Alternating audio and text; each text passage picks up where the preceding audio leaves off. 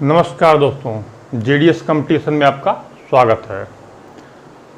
हमेशा की तरह मैं पुनः आज आपके समक्ष एक मोटिवेशनल स्टोरी लेकर प्रस्तुत हूँ। दोस्तों, आज जो स्टोरी है ये एक आपके जीवन का, हमारे जीवन का, किसी भी के जीवन का एक बहुत गूढ़ प्रश्न है इस स्टोरी में, और उसका उत्तर देने का प्रयत्न किया गया है धर्म ग्रंथ के माध्यम से। दुनिया में बहुत से धर्म ग्रंथ हैं, बहुत से धर्म हैं, हर धर्म के मानने वाले लोग हैं, सबका अपना अलग अलग विचार है, लेकिन एक चीज कॉमन है सारे धर्म का, सारे धर्म ग्रंथों का, वो है इंसानियत। वो इंसान में होना ही चाहिए, चाहे जिस धर्म का हो। अगर उसमें इंसानियत है, उस इंसान में, तो वो धर्म को मानने वाला है, चाहे जिस धर्म का हो। लेकिन अगर उसमें नहीं है तो आप मान के चलिए मानने वाला नहीं है। हम भी एक विशेष धर्म से हैं, हिंदू धर्म से। आप मुस्लिम धर्म से हो सकते हैं, सिख धर्म से हो सकते हैं, क्रिश्चियन धर्म से हो सकते हैं, जरथुस्त्र से हो सकते हैं, यहूदी से हो सकते हैं, किसी भी धर्म से हो सकते हैं। आपने भी अपनी धर्मग्रंथ पढ़ी होगी, हमने भी पढ़ी है। लेकिन जो सवाल मैंने तलाशने की कोशिश की वो अपने धर्मग्रंथ में, पहले तो अपने बड़े बुजुर्गों से तलाशने की कोशिश किया, सभी लोगों से तलाशने की कोशिश किया, लेकिन हमको अंदर से उतना सेटिस्फैक्शन नहीं मिला।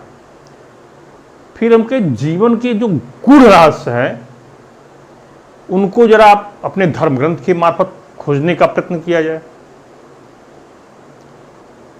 और वो हमने उठाया उसके लिए श्रीमद् भगवद गीता। और प्रश्न सुनिए आप, प्रश्न तो आप तो देख ही चुके होंगे। प्रत्येक अच्छे इंसान के साथ बुरा ही क्यों होता है? ज्वलंत प्रश्न है ये। आप भी जब अपने तैयारी करते होंगे, अपने इर्द गिर्द देखते होंगे, अपने आप को देखते होंगे, किसी को देखते होंगे, तो जरूर ये दिमाग में कल्पना आती है, यार बहुत अच्छा इंसान था, इसके साथ ये नहीं होना चाहिए था, ईश्वर ने इसके साथ बुरा किया। जरूर आता है आपके अंदर, ये हमारा विश्वास है। क्योंकि जिस तैयारी में आप जा रहे हैं उस तैयारी के लिए सबसे पहली शर्त, ध्यान दीजिएगा, ये सबसे पहली शर्त यही है कि आपको अच्छा इंसान बनना है।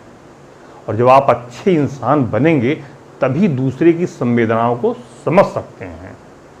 ये कंपटीशन का आईएएस बनने के लिए एक प्रमुख बात है।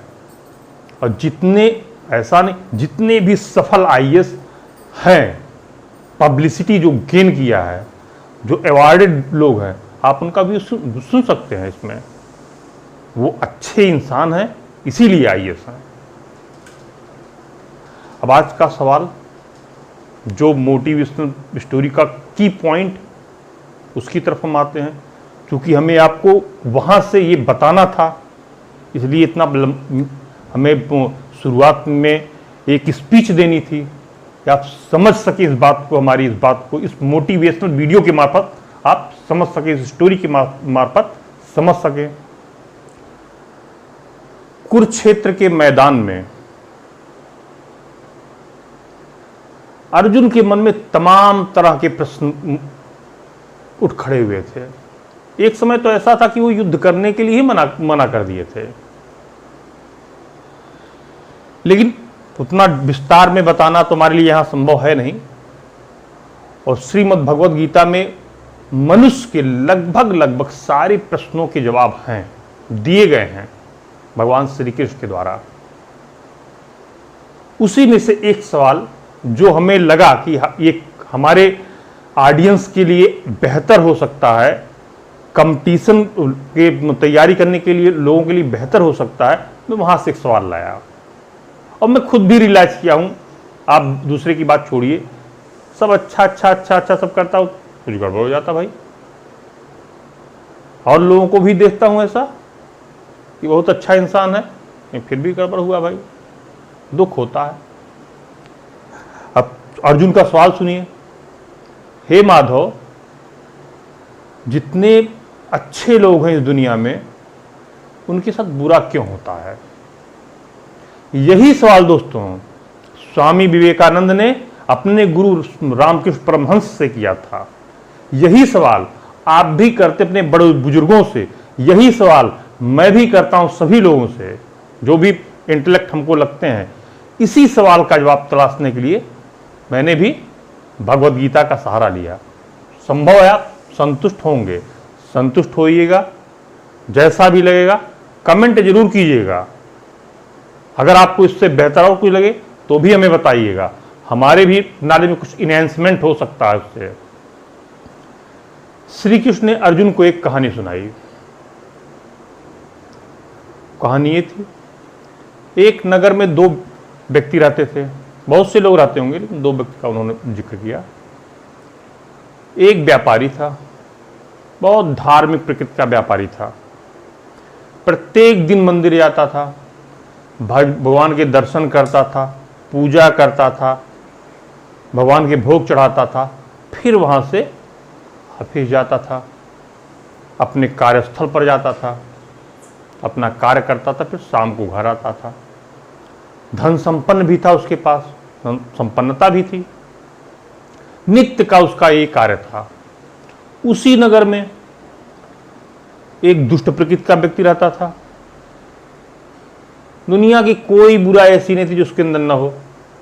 शराब पीता था, जुआ खेलता था, जानवरों को मारता था, लोगों को गाली गलौज देता करता था, फिर भी सुखी संपन्न रहता था। भक्तों के चप्पल चुराया करता था मंदिर जाकर। उसका ये काम था, एक जस्ट उल्टा, एक उत्तरी ध्रुव एक दक्षिणी ध्रुव। एक दिन नगर में बहुत बारिश हो रही थी।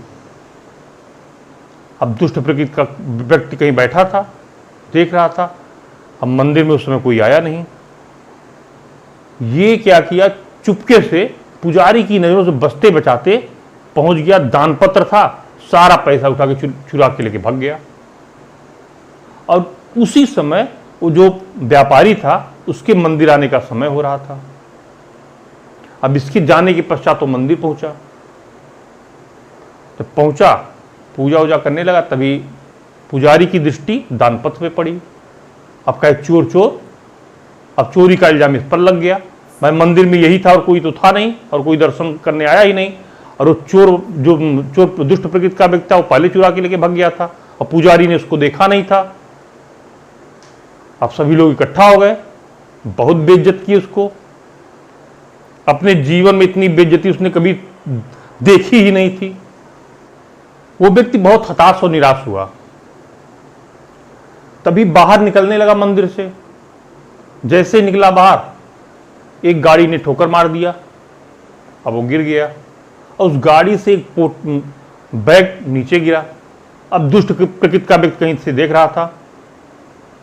अब जब देखा, तुरंत वो पोटली लेके, बैग लेके और भाग गया। उसमें नोट वोट पूरा भरा था। देखा, अरे अरे आज तो माला माल हो गए भाई, अब तो बहुत बढ़िया बात हो गई। अब ये जो व्यापारी था, किसी तरीके से उसको लोगों ने उठाया, एक घर गया। घर पहुंचा तो अब अपने पत्नी और बच्चों, उसका कोई भगवान नहीं है दुनिया में, सब तस्वीर वस्वीर हटा दो। अब किसी पूजा वूजा करने का आवश्यकता नहीं है, कुछ नहीं पूजा वूजा करेंगे। हम इतना अच्छा कर्म कर रहे हैं और उसके बाद में हमको भगवान पहले चोरी के इल्जाम लगवा दिए और दूसरा फिर हमारा एक्सीडेंट करवा दिए। और जो दुष्ट था और दुष्ट लेके वो भग गया, धन लेके भग गया, यहाँ पोटली लेके भग गया, उसका तो कुछ किया ही नहीं। कोई न्याय वाय नहीं है इस दुनिया में। भाई सही बात भी थी, उसका प्रश्न भी जायज था। आप भी सोचते होंगे कि नहीं ये तो बड़ा गलत हुआ। हम सुना रहे, तुमको महसूस हो रहा, आप सुन रहे तो आपको भी महसूस होगा ये तो बड़ा गलत हुआ भाई, ये न्याय ठीक नहीं है। चाहे ईश्वर का न्याय हो, चाहे जमीन के किसी व्यक्ति का न्याय हो, गलत। अब वो जो व्यापारी था रात में सो रहा था। उसी समय स्वप्न आया उसको। ईश्वर उसके स्वप्न में प्रकट हुए। फिर इसने अपना वही सवाल दोहराया, कहा मैंने अभी तक जो हमारी लाइफ है, जो जिंदगी आपने दिया है, हमने सारे अच्छे कर्म किए, कभी किसी का गलत नहीं किया, कभी चोरी नहीं की, कभी बेईमानी नहीं किया। जितना हमारे अंदर सामर्थ्य संभव हो सकता मैंने दूसरों की मदद ही की। बावजूद इसके ये दुख आप हमें क्यों दिए? और वहीं पे जो दुष्ट प्रकृति का व्यक्ति था उसने तो हमेशा जीवन भर तो आपको उल्टा सीधा ही कहा और हमेशा गलत कामों में संलिप्त रहा। उसको अच्छा फल आपने दिया, ऐसा क्यों? भगवान ने, ईश्वर ने कहा उससे कि तुमने पिछले जन्म में जहां पे तुम्हारा एक्सीडेंट हुआ वहीं पर तुमने कुछ साधुओं के पैरों पर कुचल दिया था और आज ही के दिन तुम्हारी मृत्यु निश्चित थी, लेकिन तुम्हारे सत्कर्मों की वजह से वो मात्र एक छोटे से एक्सीडेंट में तब्दील हो गई। और उस दुष्ट प्रकृति के व्यक्ति के जीवन में राजयोग लिखा था, वो चक्रवर्ती सम्राट होता यदि अपना पाप कम किया होता, ईश्वर के अंदर ध्यान लगाया होता। ये कारण था। आपके कर्म अच्छे हैं तो जो आपके पूर्व जन्म के जो आपने किया है, गलत कार्य किया, जो भी पाप किया है, वो धीरे धीरे कट जाएंगे। यदि कुछ मान लीजिए पाप अगर आपने पूर्व जन्म की जानकारी हमें नहीं है या कुछ नहीं है, तो फिर भी अगर हम अच्छे कर्म करेंगे तो निसंदेह गलत तो नहीं होगा। नहीं तो जो गलत तो आप हमारे साथ हो रहा है, सपोज दैट हम किसी परेशानी में हैं, उस परेशानी को झेल ले रहे हैं, हो सकता है उससे बड़ी परेशानी आने वाली हो रही हो, तो हमारे अच्छे कर्म वो हमको बचा लेंगे। ये सत्य है, यहां तो कोई दिक्कत नहीं है। यहीं पर जब विवेकानंद ने अपने गुरुजी से सवाल किया था तो गुरुजी ने इसका क्या उत्तर दिया था?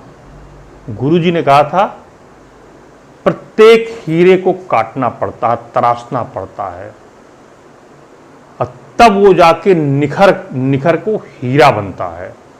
इसी प्रकार प्रत्येक अच्छे मनुष्य को ठोकरें खानी पड़ती है, तब वो जाके एक अच्छा इंसान बनता है और इस दुनिया को प्रकाशित करता है।